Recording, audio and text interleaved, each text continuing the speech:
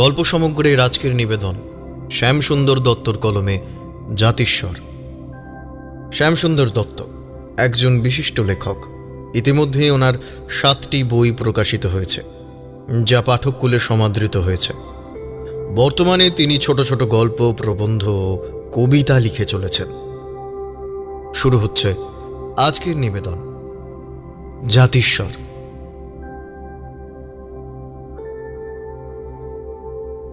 জাতিস্বর হল সেই ব্যক্তি যিনি পূর্বজন্মের ঘটনা বা স্মৃতি বর্তমান জীবনে স্মরণ বা মনে করতে পারেন।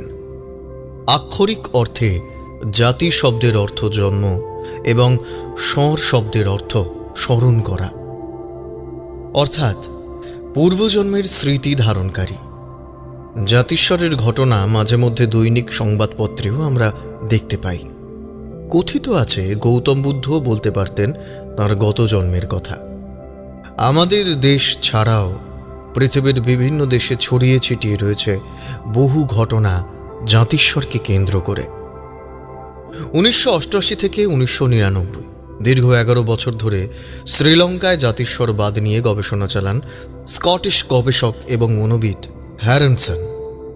মোট 64 জনের ওপর এই সমীক্ষা চালিয়েছিলেন তিনি।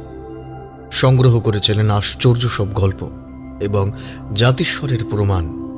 তা নিয়ে প্রকাশিত হয়েছিল তাঁর 2টি বই, ইন সার্চ অব ডেড এবং পাস্ট লাইফ স্টোরিজ অব রিইনকার্নেশনস। আমাদের দেশেরও কয়েকটি ঘটনা জায়গা করে নিয়েছে এই বইটিতে। এটা যে বাস্তবে ঘটে তা স্কটিশ গবেষক হ্যারনসন সমীক্ষার মাধ্যমে প্রমাণ করার চেষ্টা করেছেন। বিজ্ঞানের কাছে এর কোনো ব্যাখ্যা আছে কি না তা আমার জানা নেই। এবার এই জাতিস্বর নিয়ে একটা গল্প আপনাদের সামনে তুলে ধরার চেষ্টা করব।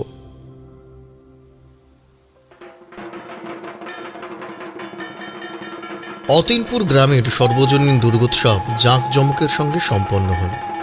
আজ বিজয়া দশমী।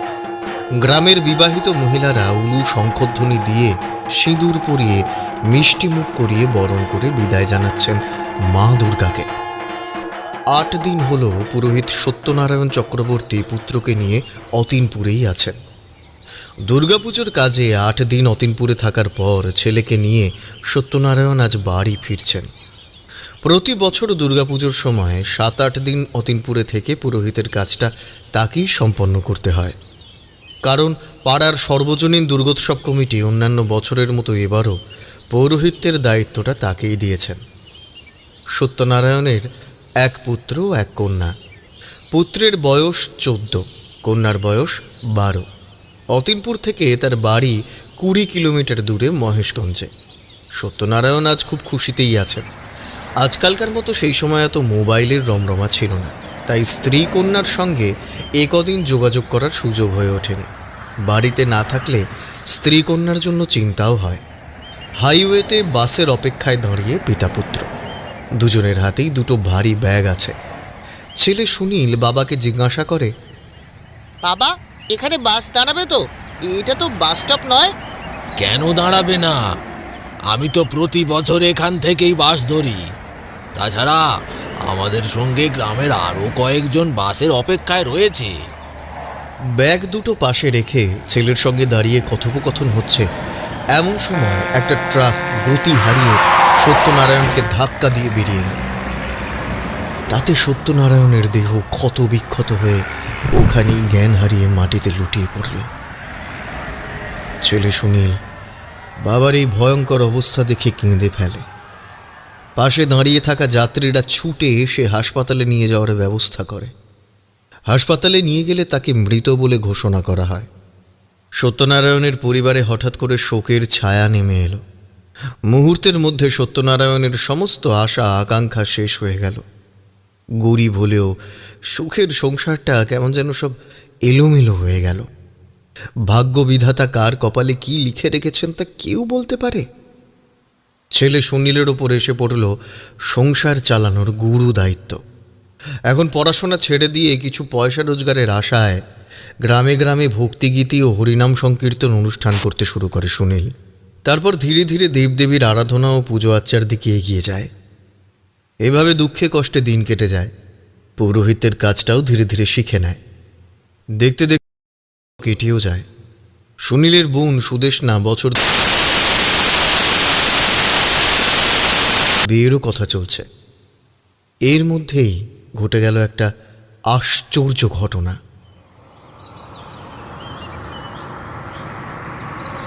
হঠাৎ সুনীলদের বাড়ির সদর দরজার সামনে এসে উপস্থিত হলো ঝকঝকে 4 চাকার গাড়ি।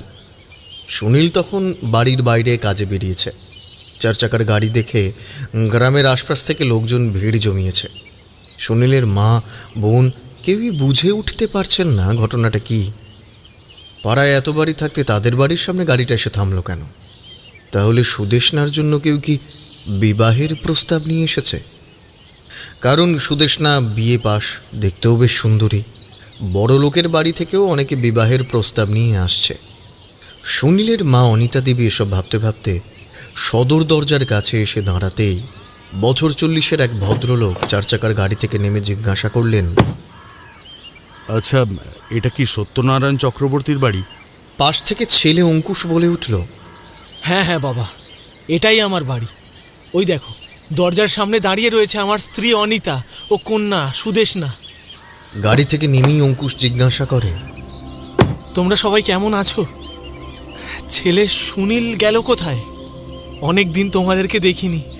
তোমাদের মায়া ত্যাগ করে কোথাও যেতেও পারলাম না, তাই আবার তোমাদের কাছে ফিরে এলাম। চলো চলো, ভিতরে চলো। ঘরের ভিতর ঢুকে সোজা ঠাকুরের সিংহাসনের কাছে পৌঁছে দেখে সকালেই ফুল বেলপাতা দিয়ে কে পুজো করে গেছে। তা দেখে অঙ্কুশ খুব খুশি হয়।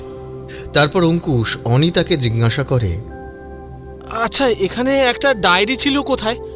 ওতে সমস্ত দেবদেবীর স্তবগুলো লেখা আছে। আমি তো এখনো মা দুর্গার পূজা করি। অনিতা দেবী অঙ্কুশের কথা শুনে তো অবাক। ঢোক গিলে বলেন, কি ডায়েরিটা? ও ডায়েরিটা তো সুনীল নিয়ে গেছে রে। এক যজমানের বাড়িতে সত্যনারায়ণের পুজো আছে, তাই। বছর 10-এর শিশুর মুখে ডায়েরিটার কথা শুনেই অনিতা দেবী চমকে ওঠেন। সুনীলের অদ্ভুত অদ্ভুত কাণ্ডকারখানা দেখে অনিতা দেবী ও সুদেশনা দুজনেই অবাক। 10 বছরের শিশু সুনীল অনিতাকে ও মেয়ে সুদেশনাকে নাম ধরেই ডাকছে। স্বামী স্ত্রীর মধ্যে যেমন কথা হয় তেমনি অনিতার সঙ্গে কথা বলছে। অঙ্কুশের বাবা তপন চ্যাটার্জি ও মা নন্দিনী চ্যাটার্জিরও 2 চোখ বেয়ে অশ্রুধারা বইতে থাকে অঙ্কুশের এইসব কর্মকাণ্ড দেখে। তারপর অঙ্কুশের মা বাবা অনিতা দেবীর সামনে সমস্ত ঘটনা তুলে ধরে। আসার পথে অতীনপুর গ্রামের পাশে যে জায়গায় ট্রাক দুর্ঘটনায় উনি মারা গিয়েছিলেন, সেই দুর্ঘটনার স্থলটাও দেখে এসেছি। আসার পথে এই জায়গাটা দেখেই অঙ্কুশ ওই জায়গাটা চিনতে পারে। গাড়ি থামাতে বলে, তখন দুর্ঘটনার স্পটটা আমাদের দেখায়, আর তারপর বলে ওই জায়গাতেই নাকি ট্রাকটা ওকে ধাক্কা মেরে পালিয়ে গিয়েছিল। আর সেখানে যে শাল গাছটা ছিল সেটা নাকি আজও ওখানে ওইভাবেই দাঁড়িয়ে আছে। সত্যনারায়ণ যে ট্রাক দুর্ঘটনায় মারা গিয়েছিলেন তার সমস্ত ঘটনার বিবরণ দেয় অঙ্কুশ। দুর্ঘটনার কথা ওর এখনো মনে আছে। মৃত্যুর পরবর্তী জগৎ কেমন তার আশ্চর্য বর্ণনা দিয়েছিল অঙ্কুশ, জানেন তো? ও বলে দুর্ঘটনার পরেই অন্ধকার ঘনিয়ে এসেছিল তার 2 চোখে। তারপর চোখ খুলতেই দেখতে পেয়েছিল নিজের মৃতদেহ, পরিবার পরিজনের কান্না, মানুষের ভিড়। অঙ্কুশ এই কথাটাও বলে যে তার মাথায় আর ঘাড়ে চোট লেগেছিল। শেষে এক আলোক রশ্মিকে অনুসরণ করে আত্মা ও পরমাত্মার সঙ্গে সে মিশে যায়। তারপর বছর খানেকের মধ্যেই সত্যনারায়ণ অঙ্কুশ হয়ে ফিরে আসে আমার স্ত্রী নন্দিনীর কোলে। গত জন্মের সেই কাটা দাগের অস্তিত্ব পরজন্মেও থেকে যায়। অঙ্কুশের মাথায় কাটা দাগও রয়েছে। অঙ্কুশের মাথায় ওই দাগ দেখে আমরা কোনো গুরুত্ব দিইনি। জন্মের প্রথম 5টা বছর অঙ্কুশের মুখের কথা ফুটল না। তারপর যখন কথা বলতে শুরু করল তখন থেকে ও শুধু মহেশগঞ্জ আর অতীনপুর গ্রামের কথা বলে। ওই 5 বছর বয়সের শিশু বলতে শুরু করে যে আমার স্ত্রী আছে, কন্যা পুত্র আছে মহেশগঞ্জ গ্রামে। পড়াশোনায় তার মন বসে না। শিশু বয়স থেকে ট্রাক দেখলেই ভয় পায়, আঁতকে ওঠে। এভাবে গত জন্মের সমস্ত ঘটনা বলতে শুরু করে। বড় বড় অনেক ডাক্তার দেখিয়েছি, কিন্তু কোনো লাভ হয়নি। আর তারপর থেকে আমরা খুঁজতে খুঁজতে আপনাদের বাড়ির সন্ধান পেলাম। আসলে জাতিস্বর বলেছে কিছু আছে, আমরা তো তা মানতেই চাইনি, কিন্তু এখন দেখছি সুনীল যজমান বাড়িতে পুজো সেরে বাড়িতে ঢুকতেই এসব কাণ্ড কারখানা দেখে তো অবাক। যাই হোক, এরপর সুনীলদের সঙ্গে অঙ্কুশদের মধ্যে একটা পারিবারিক বন্ধুত্বের সম্পর্ক গড়ে ওঠে। জাতিস্বর শুধুমাত্র গত জন্মেরই কথা বলে না, আত্মা এই ধরাধামে পুনর্জন্ম নিয়ে দুটি পরিবারের মধ্যে মধুর সম্পর্কও গড়ে তোলে। সময় গড়িয়ে চলেছে। এরকম কত অঙ্কুশের গল্প বারবার ফিরে এসে জায়গা করে নেয় সংবাদপত্রের শিরোনামে। গত জন্মের কথা স্মরণ করা কি আদৌ সম্ভব? এসব ঘটনা দেখে জাতিস্বরকেই বা অস্বীকার করি কি করে? তর্ক বিতর্ক রয়েই যায়। সমস্ত প্রমাণ দিয়ে ঘটনাবলী উপস্থাপনা করলেও বিজ্ঞান কি এর বাস্তবতা মেনে নেবে?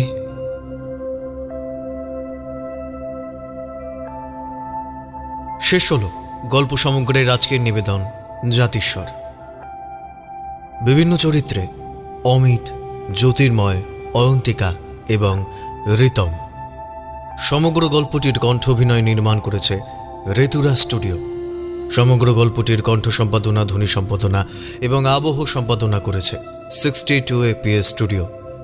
গল্পটি শুনে ভালো লাগলে অবশ্যই আমাদের চ্যানেলটি সাবস্ক্রাইব করে বেল আইকন প্রেস করে রাখবেন এবং অবশ্যই আপনার মূল্যবান মতামত আমাদের কমেন্টসে জানাতে ভুলবেন না।